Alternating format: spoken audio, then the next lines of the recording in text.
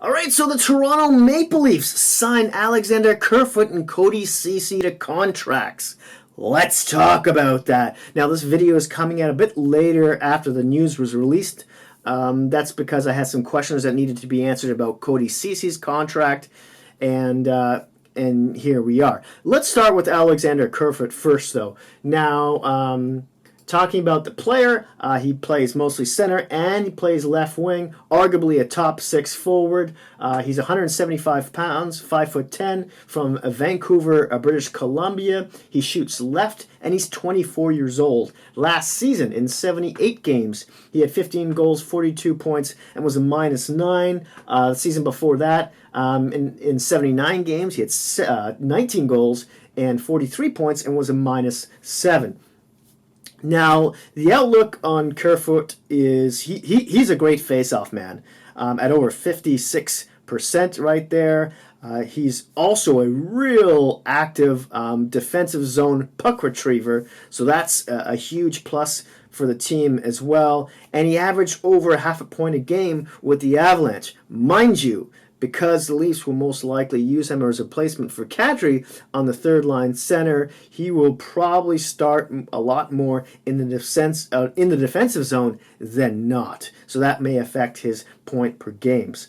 Now, the knock on him really is that last season he had some consistency issues. But hey, if Mike Babcock can straighten out Nazem Kadri, for the most part, he'll do wonders with Alexander Kerfoot. Now, I'm not necessarily comparing the two, but Nazem Kadri had two back-to-back 30-goal seasons.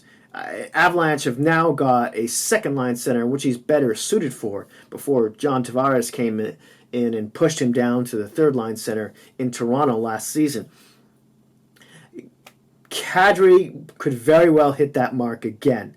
However, Alexander Kerfoot is 4 years younger, and he's signed here to a 4-year contract worth $3.5 million a year. That's $1 million yet less than Kadri is making a year. He's only signed for 3 more. Still one of those most sweetheart contracts in the NHL.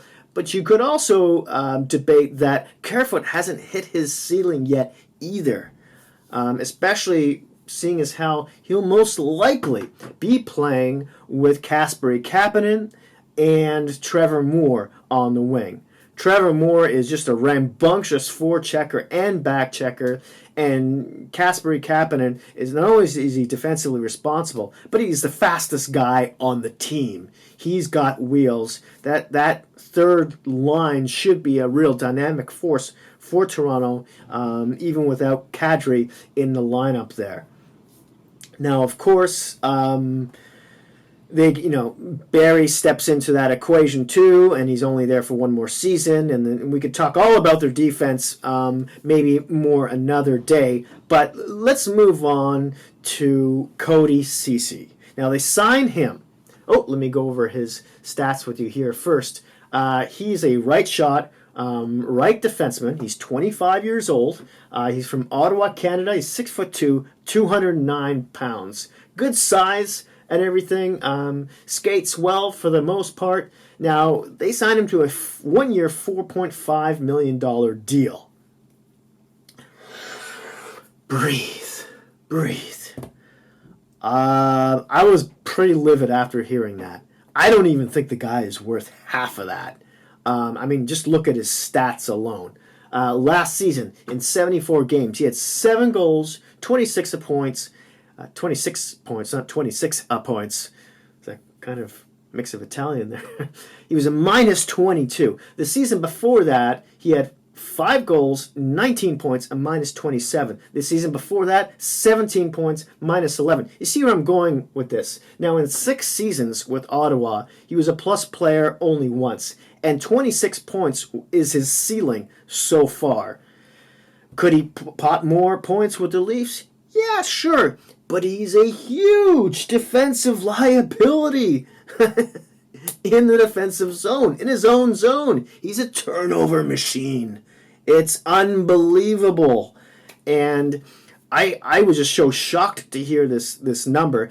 And what it is, and the questions that I needed answered, were the Leafs offered him this $4.5 million, and they sort of had an agreement just before the trade went down or just after, that's the way it would go, and he wouldn't go to arbitration because he was eligible for it.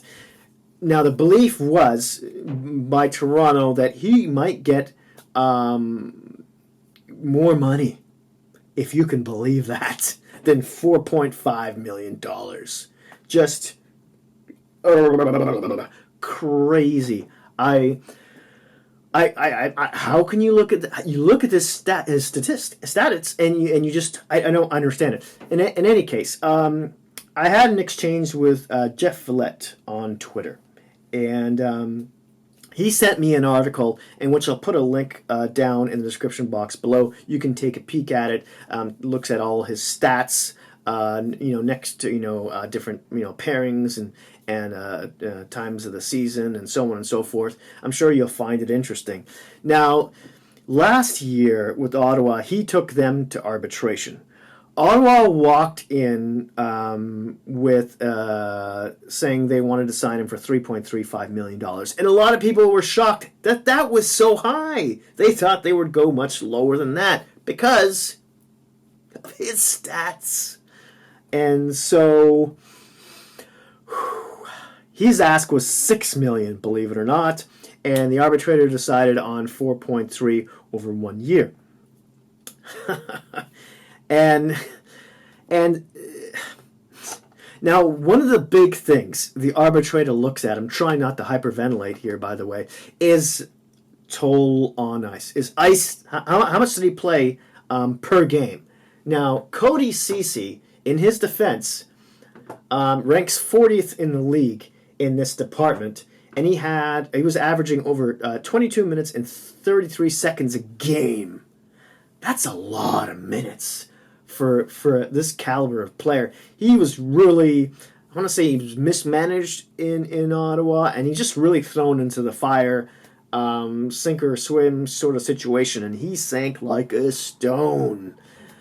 Now, again, you could also say a lot of his starts came in the defensive zone. Right? I just can't stop laughing. But one of the good things about him is that he's great at the stretch pass, which Toronto seems to love so much to the angst of their fans.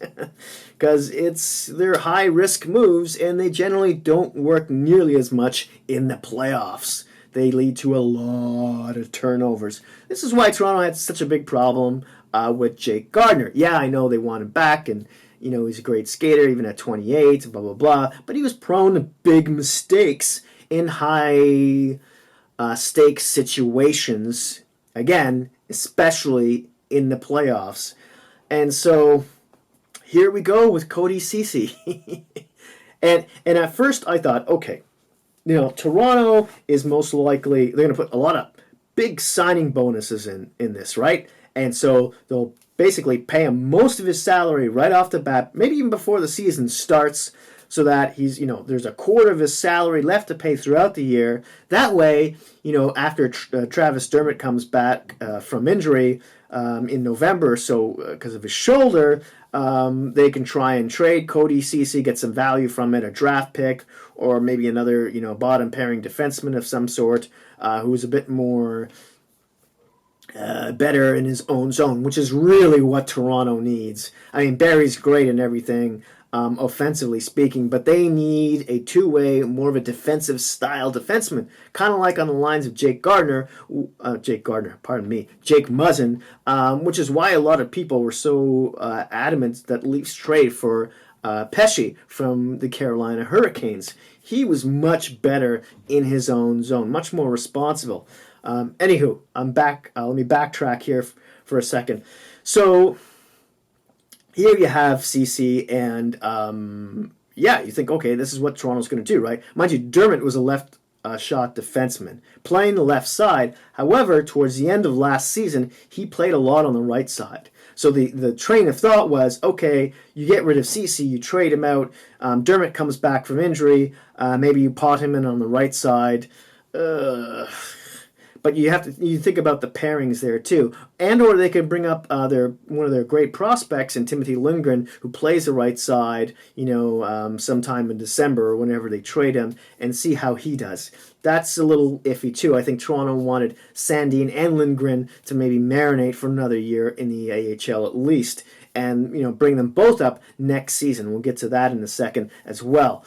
But the problem is, who do they pair with who?